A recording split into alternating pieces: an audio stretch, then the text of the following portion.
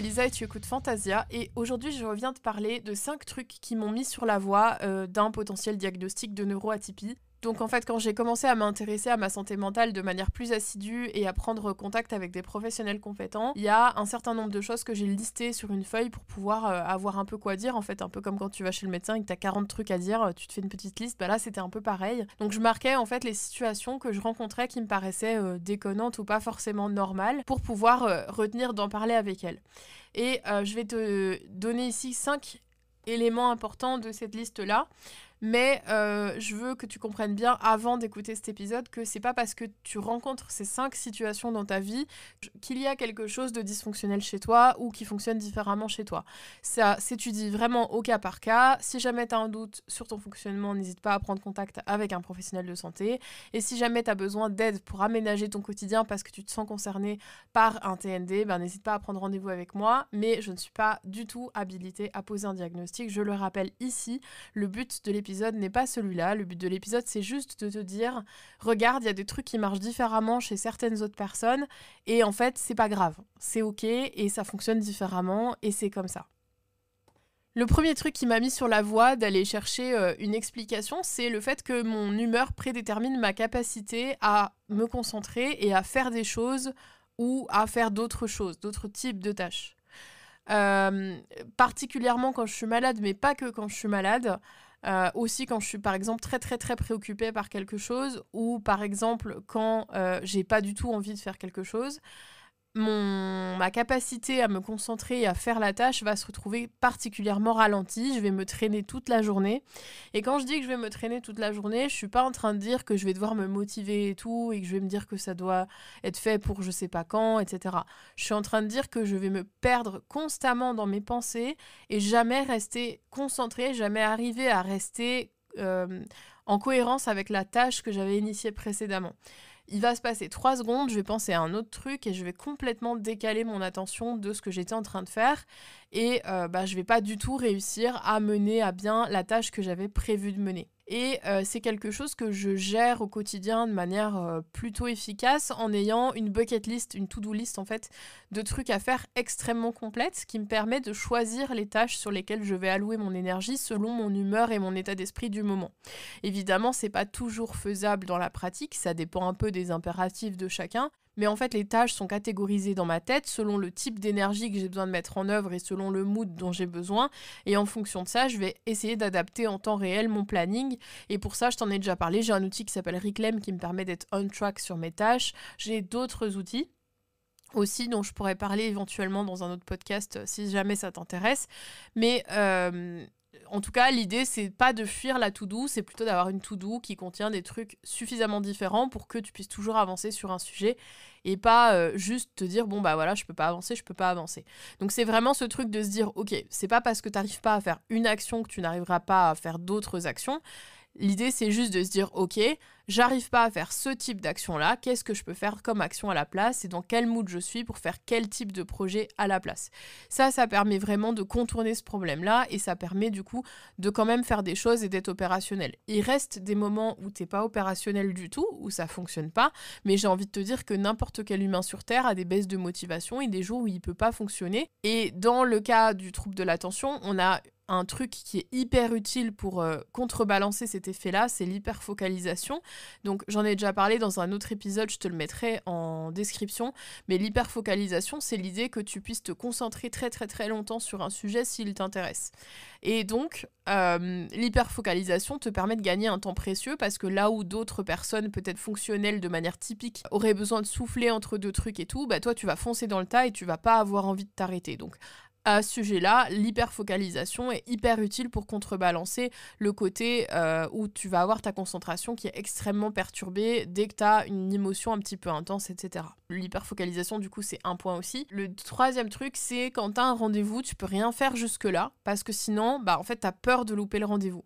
Et le cas classique, c'est 5 minutes avant, tu trouves un truc génial à faire, tu te plonges dedans à fond et là, du coup, forcément, ça va pas fonctionner et t'es à la bourre. Ce truc-là, de ce qu'on appelle en fait le mode attente, c'est un vrai sujet dans le quotidien parce que ça te permet pas vraiment d'être productif si tu sais que tu as un rendez-vous relativement proche. Et quand je te dis relativement proche, je veux pas dire dans 10 minutes, je veux dire dans 3 heures. Et plus ton rendez-vous va te stresser, plus tu vas être inopérant, inefficace et incapable de faire quoi que ce soit. Un des trucs que j'ai trouvé pour gérer ce problème-là, ça va être d'essayer de mettre des tâches qui sont pas trop importantes ou qui prennent pas trop de temps.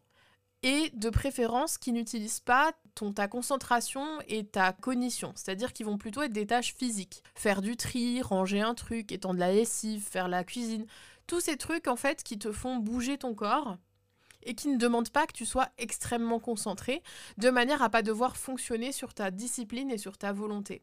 Et ça, c'est super utile. Un autre truc qui est super utile, c'est de faire des trucs que tu as procrastinés jusque-là et qui rentrent dans le temps disponible, parce que justement, le fait d'avoir une deadline avec le rendez-vous fait que tu vas arriver à te concentrer plus facilement et à contourner ce mode attente-là, parce que tu ressens suffisamment d'urgence par rapport à cette tâche pour l'accomplir, même si tu n'as pas le temps ou tu as l'impression que tu vas louper ton rendez-vous.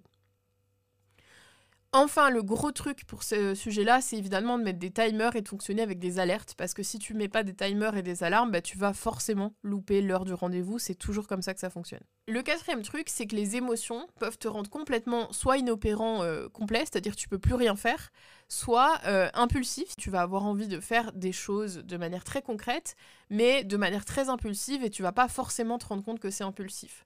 Donc si jamais les émotions te rendent inopérant, la solution c'est d'aller dans l'action.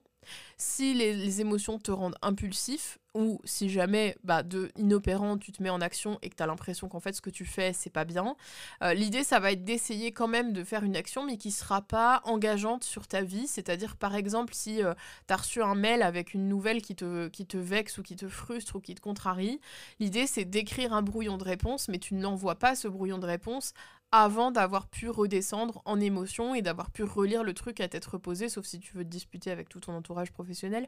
Mais sinon, t'essayes de postposer, mais tu prépares les choses pour que tu n'aies plus qu'à cliquer sur envoyer et relire éventuellement avant ça le mail.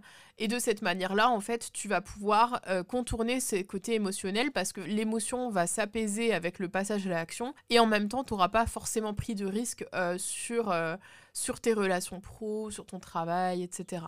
Donc l'idée c'est de réagir mais de ne pas s'engager dans quelque chose qui serait indélébile, qui serait permanent et qui aurait des conséquences que tu ne maîtriserais pas. Donc si tu es sujet à l'impulsivité, attention, tu ne t'engages pas dans une action, tu prépares juste le terrain de manière à rendre le travail plus facile par la suite et le lendemain, quand tu es calmé, tu relis ton mail à tête reposée et ensuite tu pourras l'envoyer.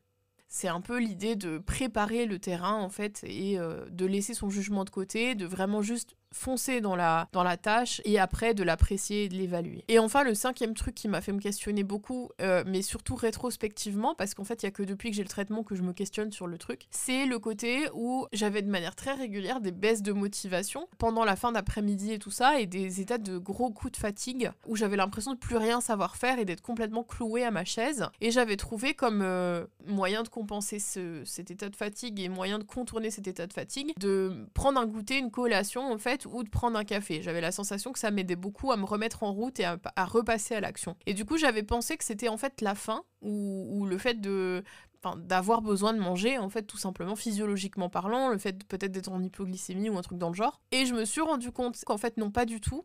C'était surtout des espèces de chasse à la dopamine, c'est-à-dire la dopamine, c'est ce qui te permet de te motiver. Et le fait de manger ou de boire du café, alors le café, c'est un stimulant, on connaît bien, la bouffe aussi, en fait. Le fait de manger des choses qui te font plaisir font que ça va stimuler la dopamine dans ton cerveau et font que ça t'aide à te concentrer et à te remettre en route, à quelque part reprendre courage dans les tâches que tu as en route.